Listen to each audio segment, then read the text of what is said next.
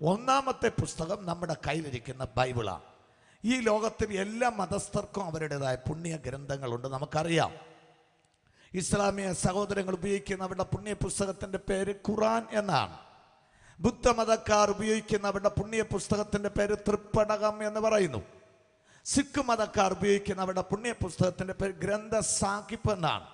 സ്വരാഷ്ട്ര മതക്കാർ saint അവസ്ഥ, ജൂതമതക്കാർ ഠാനക്ക്, ഇനി ഹൈന്ദവ സഹോദരങ്ങൾ ഋഗ്യജൂർ തുടങ്ങിയുള്ള വേദങ്ങൾ, ഉപനിഷത്തുകൾ, ധാരാളം പുണ്യ പുസ്തകങ്ങൾ ഉപയോഗിക്കുന്നെങ്കിലും ഇന്ന് രാത്രി ഞാനൊരു സന്തോഷ വാർത്ത പറയാം.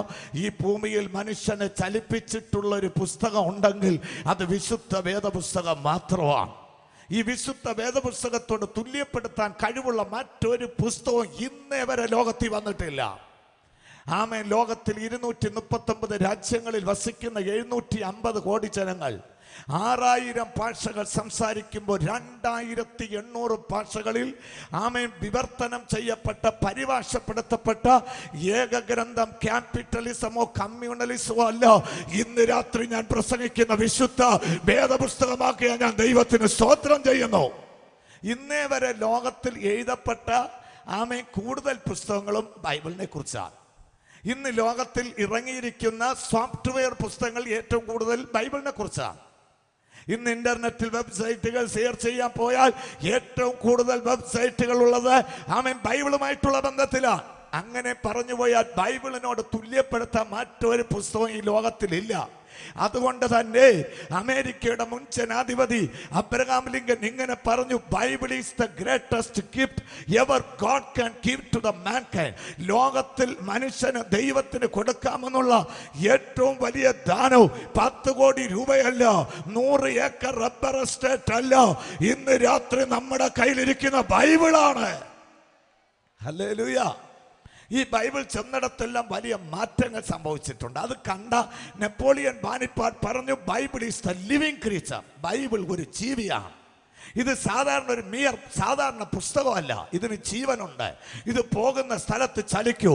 ഈ പുസ്തകം ആഫ്രിക്കയിലെത്തി അവിടുത്തെ നരഭോജികളെ സ്തോത്രം നരസ്നേഹികളായി പുസ്തകം മാറ്റാനിടയായി. ഹല്ലേലൂയ. അതുകൊണ്ട് തന്നെ ഈ ബൈബിളിന് ഒരുപാട് എതിർപ്പുകൾ ഉണ്ടായിട്ടുണ്ട്.